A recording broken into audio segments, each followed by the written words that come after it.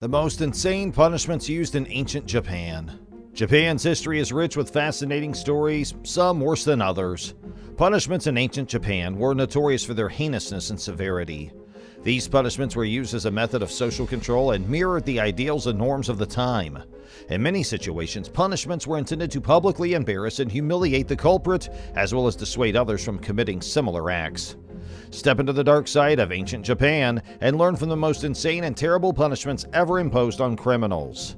The punishments used in ancient Japan were not for the faint of heart, ranging from boiling someone alive to burying them neck deep in sand. Join us as we delve into ancient Japan's most absurd and terrible types of punishment and investigate what they say about the society and culture of the time. The ancient Japanese legal system was built on a set of stringent laws known as the Ritsuryu legal codes. These codes were formed in the 7th and 8th centuries and were modeled in Chinese and Korean legal systems. The seriousness of the crime was frequently used to categorize punishments. Minor infractions like stealing or adultery were punishable by penalties or public humiliation. Murder and treason, for example, were punished with imprisonment, torture, or death. In certain situations, the penalty was tailored to the crime, such as chopping off a thief's hands. Many of these penalties may appear brutal by current standards, but they were deemed appropriate and necessary at the time. Punishments were viewed as a means of maintaining order and ensuring the community's safety. The 5 deaths. The Japanese legal system was known to be exceptionally harsh throughout the Edo period, which spanned from 17th until the middle of the 19th century. The 5 deaths were a series of particularly brutal forms of capital punishment that were reserved for the most heinous of offenses. These punishments included death by crucifixion, death by burning, death by boiling, and death by being torn apart by horses. Other forms of death included death by beheading. Beheading, sometimes known as decapitation, was a prevalent form of capital punishment in Japan. It was also seen as the most dignified manner to end one's life. Samurai who were found guilty of crimes were frequently allowed to commit seppuku, also known as ritual suicide, rather than having their head severed. On the other hand, commoners who were found guilty of murder did not have access to this defense. Crucifixion was another prevalent form of capital punishment, and it was almost always reserved for individuals who had committed treason or other crimes against the state. The victim would first be bound to a cross before the instrument of their execution. Once it was raised, they would be left to hang until they died. Burning was a particularly horrific mode of punishment that was reserved for the most serious crimes, such as heresy or treason. Those who were found guilty of these offenses were put to death by burning. In front of a large group of witnesses, the victim would be bound to a stake and then set ablaze while still alive. Boiling was a particularly gruesome kind of punishment that was used for a wide range of crimes, including robbery and murder. The victim would be put into a kettle filled with boiling water or oil, and they'd be left there to slowly suffocate to death. Death by being torn apart by horses was considered the most terrible of the 5 deaths, and it was reserved for those who had committed the most heinous crimes against the state. The victim would be bound to 4 horses, which would then be driven in a variety of directions, ultimately resulting in the victim's dismemberment. These execution methods were intended to be both painful and humiliating, and they were frequently carried out in public as a warning to others. While they may appear savage to us today, they were a vital aspect of preserving law and order in medieval Japan. Ishikume. From ancient times to the medieval period, Japanese clans used a ritual form of punishment for criminals known as Ishikume.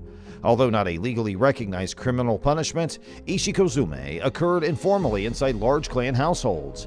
It was designated for the most severe crimes such as murder, rape, theft, or even worse, mixing with the lowest classes of Japanese society, who are viewed as immoral. Being friendly to the less poor is as bad as murder.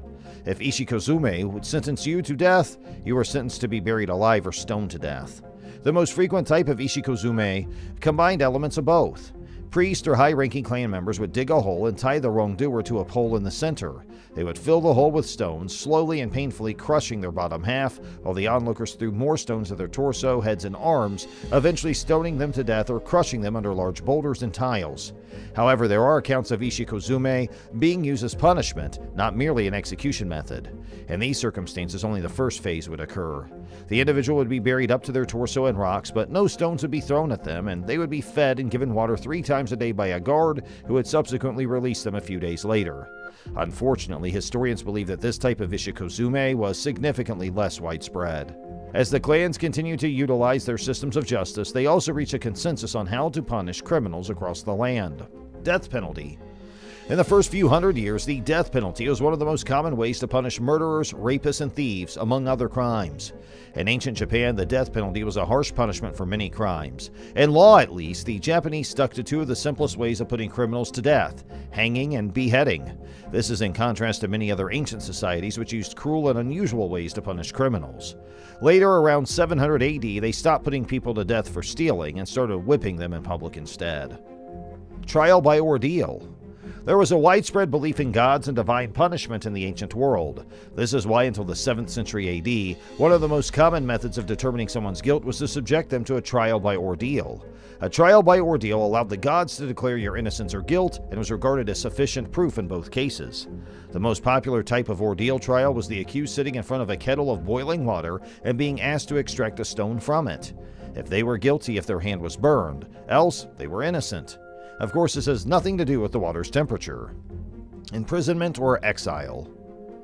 While both of these were dependent on the nature of the offense, magistrates throughout the Edo era had various options when deciding between prison and exile.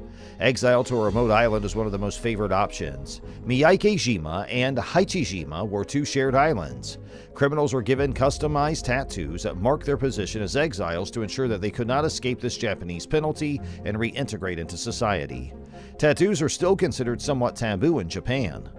When it came to incarceration, the largest prison was located at Kodenmachi, but prisoners were usually deported from the scene of their crime. This expulsion could be to a specific area, but it could also be a specific distance.